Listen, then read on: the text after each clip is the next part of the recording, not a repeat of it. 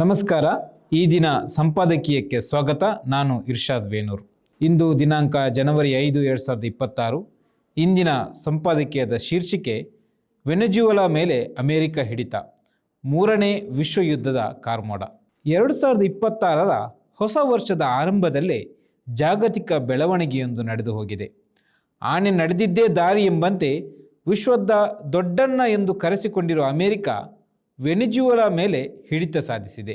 ಮಾದಕ ವಸ್ತುಗಳ ಕಳ್ಳಸಾಗಣೆ ಮತ್ತು ಭಯೋತ್ಪಾದನೆಗೆ ಪಿತೂರಿಯ ನೆಪವೊಡ್ಡಿ 2026ರ ಜನವರಿ 3ರಂದು ದಕ್ಷಿಣ ಅಮೆರಿಕದ ಉತ್ತರ ಭಾಗದಲ್ಲಿರುವ ವೆನೆಜುವೆಲಾದ ರಾಜಧಾನಿ ಕ್ಯಾರಕಸ್ ಮೇಲೆ ಅಮೆರಿಕ ದಾಳಿ ನಡೆಸಿದ್ದಲ್ಲದೆ ಅಲ್ಲಿನ ಅಧ್ಯಕ್ಷ ನಿಕೋಲಸ್ ಮಡುರೋ ಮತ್ತು ಅವರ ಪತ್ನಿ ಸಿಲಿಯಾ ಫ್ಲೋಸ್ ಅವರನ್ನು ಅಪಹರಿಸಿ ನ್ಯೂಯಾರ್ಕ್ಗೆ ಕರೆದುಕೊಂಡು ಹೋಗಿದೆ. ಕ್ರಿಮಿನಲ್ ಆರೋಪಿಗಳ ರೀತಿಯಲ್ಲಿ ಕೈಗೆ ಕೋಳ ತೊಡಿಸಿ ವೆನೆಜುವೆಲಾ ಅಧ್ಯಕ್ಷ ಮತ್ತು ಅವರ ಪತ್ನಿಯನ್ನು ಕರೆದೊಯ್ಯಲಾಗಿದೆ. ಈ ನಡುವೆ ವೆನೆಜುವೆಲಾದ ಸುಪ್ರೀಂ ಕೋರ್ಟ್ ವಿಶೇಷ ಸಭೆಯನ್ನು ನಡೆಸಿ ಉಪರಾಷ್ಟ್ರಪತಿ ಡೆಲ್ಸಿ ರಾಡ್ರಿಗಸ್ ಅವರಿಗೆ ಹಂಗಾಮಿ ಅಧ್ಯಕ್ಷರಾಗಿ ಅಧಿಕಾರ ಸ್ವೀಕರಿಸುವಂತೆ ಸೂಚಿಸಿದೆ.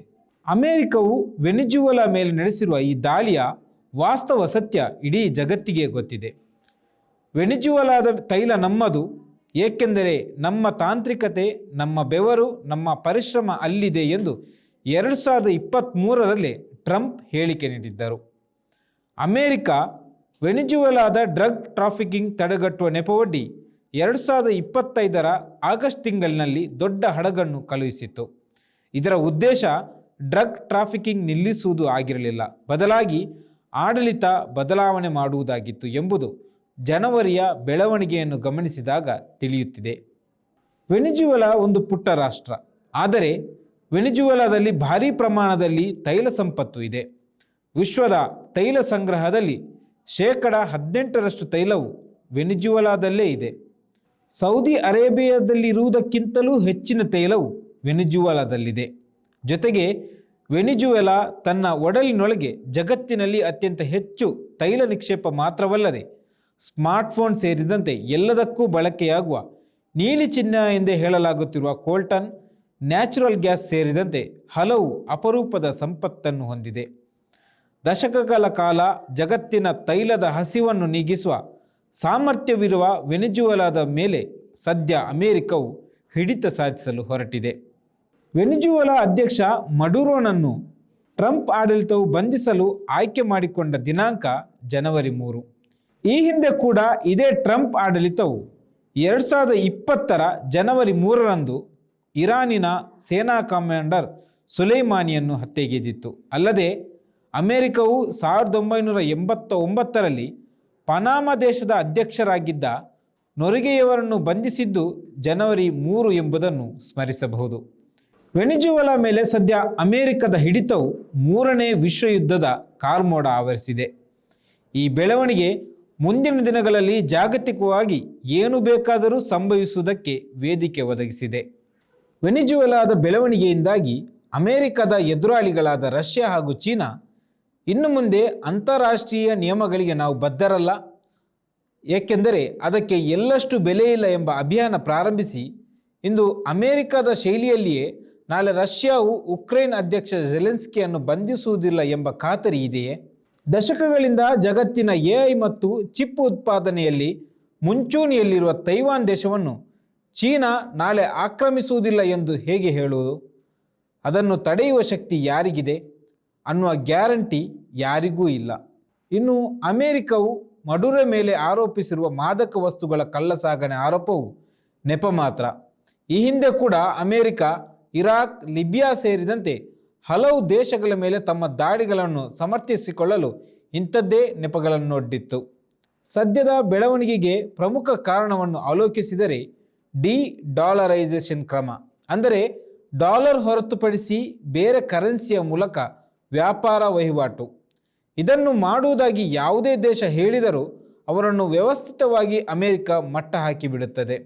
ಏಕೆಂದರೆ ಜಗತ್ತಿನ ಮೇಲೆ ತನ್ನ ನಿಯಂತ್ರಣವನ್ನು ಕಾಯಮ್ಮಾಗಿ ಉಳಿಸಿಕೊಳ್ಳಲು ಅದರ ಬಳಿ ಇರುವ ಅತ್ಯಂತ ಪ್ರಬಲ ಆಯುಧವೆಂದರೆ ಅದು ಡಾಲರ್. ಈ ಡಾಲರ್ ಮೇಲಿನ ಅವಲಂಬನೆಯನ್ನು ಕಡಿಮೆ ಮಾಡಲು ಬ್ರಿಕ್ಸ್ ಸಂಘಟನೆಯು ಪ್ರಯತ್ನಿಸುತ್ತಿರುವುದು ಕೂಡ ಅಮೆರಿಕ ಸಹಿಸುತ್ತಿಲ್ಲ.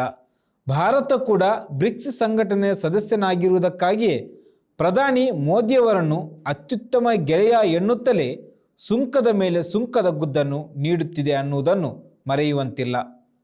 ವೆನಿಜುವೆಲಾ ತೈಲ ವ್ಯಾಪಾರದಲ್ಲಿ ಅಮೆರಿಕದ ಡಾಲರ್ ಕರೆನ್ಸಿಯನ್ನು ಬಳಸುವುದನ್ನು 2017ರಿಂದ ನಿಲ್ಲಿಸಿತ್ತು. ಅದರ ಬದಲು ಚೀನಾದ ಯುವಾನ್ ಕರೆನ್ಸಿ ಮೂಲಕ ವಹಿವಾಟು ನಡೆಸುತ್ತಿತ್ತು. ಇದು ಕೂಡ ಅಮೆರಿಕದ ಕೆಂಗಣ್ಣಿಗೆ ಗುರಿಯಾಗಿತ್ತು. 2006ರ ವೇಳೆಗೆ ಇರಾಕಿನಲ್ಲಿ ಜಗತ್ತನ್ನು ನಾಶಪಡಿಸುವ ಅಸ್ತ್ರಗಳಿವೆ ಎಂಬ ನೆಪವೊಡ್ಡಿ ಇರಾಕ್ನ ಸದ್ದಾಂ ಹುಸೇನ್ ಎನ್ನುವ ವ್ಯಕ್ತಿಯನ್ನು ಇಲ್ಲವಾಗಿಸಿದ್ದು ಕೂಡ ಡಾಲರ್ ಕಾರಣಕ್ಕೆ ಎಂಬುದನ್ನು ನಾವು ಮರೆಯಬಾರದು. ಈ ಎಲ್ಲ ಜಾಗತಿಕ ವಿದ್ಯಮಾನಗಳನ್ನು ಅವಲೋಕಿಸಿದಾಗ ಅಮೆರಿಕದ ವಿದೇಶಾಂಗ ನೀತಿಯಲ್ಲಿನ ಹುಳುಕುಗಳು ಮತ್ತು ಬೇರೆ ದೇಶದ ಆಡಳಿತದ ವಿಚಾರದಲ್ಲಿ ಹಸ್ತಕ್ಷೇಪವನ್ನು ಎತ್ತಿ ತೋರಿಸುತ್ತದೆ.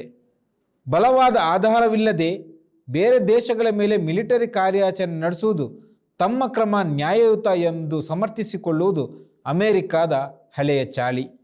ನನಗೆ ನೊಬೆಲ್ ಶಾಂತಿ ಪ್ರಶಸ್ತಿ ಕೊಡಿ ಎಂದು ಅಂಗಲಾಚುತ್ತಿರುವ ಟ್ರಂಪ್ ಎನ್ನುವ ಗೂಂಡಾಗಳ ಜಾಗತಿಕ ನಾಯಕ ವೆನಿಜುವೆಲಾ ಮೇಲೆ ದಾಳಿ ನಡೆಸುವ ಮೂಲಕ ಎಲ್ಲ ಜಾಗತಿಕ ನಿಯಮಗಳನ್ನು ಮುರಿದಿದ್ದಾರೆ. ಆ ಮೂಲಕ 2026ರ ಆರಂಭದಲ್ಲೇ ಇನ್ನೂ ಕೆಲವು ವರ್ಷ ಜಾಗತಿಕ ಶಾಂತಿ ಮರೀಚಿಕೆ ಎಂಬ ತಮ್ಮ ಅಭಿಪ್ರಾಯವನ್ನು ಹೊರಹಾಕಿದ್ದಾರೆ. ವೆನಿಜುವೆಲಾದಲ್ಲಿ ತಾವೇ ಆಡಳಿತ ನಡೆಸುತ್ತೇವೆ ಎಂದು ಟ್ರಂಪ್ ಹೇಳಿಕೆ ನೀಡಿದ್ದಾರಾದರೂ ಅದಕ್ಕೆ ಅವಕಾಶ ನೀಡುವುದಿಲ್ಲ ಎಂದು ವೆನಿಜುವೆಲಾದ ಹಂಗಾಮಿ ಅಧ್ಯಕ್ಷೆ ಡೆಲ್ಸಿ ರೋಡ್ರಿಗಸ್ ಮೊದಲ ಭಾಷಣದಲ್ಲೇ ಉಚ್ಚರಿಸಿದ್ದಾರೆ. ಇನ್ನು ಟ್ರಂಪ್ ನೀಡಿರುವ ನಮ್ಮದೇ ಆಡಳಿತ ಹೇಳಿಕೆಗೆ ಪೂರಕವಾದ ವಾತಾವರಣವಂತೂ ಸದ್ಯ ವೆನಿಜುವೆಲಾದಲ್ಲಿ ಇಲ್ಲ. ಬಂಧಿತ ಅಧ್ಯಕ್ಷ ಮಡುರೋ ಅವರಿಗೆ ನಿಷ್ಠವಾಗಿದ್ದ ವೆನಿಜುವೆಲಾದ ಸೇನೆ ಈಗ ಯಾವ ನಿಲುವು ತಳೆಯಲಿದೆ ಎಂಬ ಪ್ರಶ್ನೆಗಳು ಕೂಡ ಹುಟ್ಟಿಕೊಂಡಿವೆ. ಅಮೆರಿಕ ಸದ್ಯ ವೆನಿಜುವೆಲಾ ಮೇಲೆ ದಾಳಿ ನಡೆಸಿ ಅಂತಾರಾಷ್ಟ್ರೀಯ ಕಾನೂನನ್ನು ಮುರಿದಿದೆ. ಅಂತಾರಾಷ್ಟ್ರೀಯ ಕಾನೂನನ್ನು ಉಲ್ಲಂಘಿಸುವ ಇಂತಹ ಬೆಳವಣಿಗೆಗಳು ಮತ್ತೊಂದಿಷ್ಟು ಜಾಗತಿಕ ಬೆಳವಣಿಗೆಗೆ ವೇದಿಕೆ ಒದಗಿಸುತ್ತವೆ. ಹೀಗಾಗಿ ಅಂಥದ್ದೊಂದು ಸನ್ನಿವೇಶ ಸೃಷ್ಟಿಯಾಗುವುದಕ್ಕೂ ಮುನ್ನ ವಿಶ್ವಸಂಸ್ಥೆಯು ಶಾಂತಿ ಮಾತುಕತೆಗೆ ಮುಂದಾಗಬೇಕಿದೆ. ವೆನಿಜುವೆಲಾ ಮೇಲೆ ಅಮೆರಿಕದ ದಾಳಿಯು ಖಂಡನೀಯ. ಭಾರತ ಈಗಾಗಲೇ ಈ ಕ್ರಮವನ್ನು ಖಂಡಿಸುವ ಬದಲು ಅಡ್ಡಗೋಡೆಯ ಮೇಲೆ ದೀಪವಿಟ್ಟಂತೆ ತೀವ್ರ ಕಳವಳ ಎಂದು ಉಚ್ಚರಿಸಿದೆ. ಶಾಂತಿ ಮಾತುಕತೆಗೆ ಮುಂದಾಗುವಂತೆ ತಿಳಿಸಿದೆಯಾದರೂ ಸ್ಪಷ್ಟವಾಗಿ ಖಂಡಿಸುವ ಎದೆಗಾರಿಕೆಯನ್ನು ತೋರಿಸಿಲ್ಲ. ಇನ್ನು ಅಮೆರಿಕ ವಿರೋಧಿ ದೇಶಗಳು ಈ ಬೆಳವಣಿಗೆಗೆ ಹೇಗೆ ಪ್ರತಿಕ್ರಿಯಿಸುತ್ತವೆ ಅನ್ನುವುದರ ಮೇಲೆ ಜಾಗತಿಕ ಆರ್ಥಿಕತೆಯು ನಿಂತಿದೆ. ಕೊನೆಗೆ ಎಲ್ಲವೂ ಬಂದು ನಿಲ್ಲುವುದು ಹಣ ಮತ್ತು ನಿಯಂತ್ರಣ ಎನ್ನುವ ಎರಡು ಅಂಶಗಳಲ್ಲಿ ಎನ್ನುವುದನ್ನು ನಾವು ಯಾರೂ ಮರೆಯಬಾರದು. ಧನ್ಯವಾದ. ಮತ್ತಷ್ಟು ವಿಶೇಷ ವಿಡಿಯೋಗಳನ್ನು ನೋಡಲು ಮತ್ತು ಹೊಸ ವಿಡಿಯೋಗಳ ಬಗ್ಗೆ ತಿಳಿಯಲು ಈ ದಿನ .com ಯೂಟ್ಯೂಬ್ ಚಾನೆಲ್ ಸಬ್ಸ್ಕ್ರೈಬ್ ಮಾಡಿ ಮತ್ತು ಬೆಲ್ ಐಕಾನ್ ಕ್ಲಿಕ್ ಮಾಡಿ.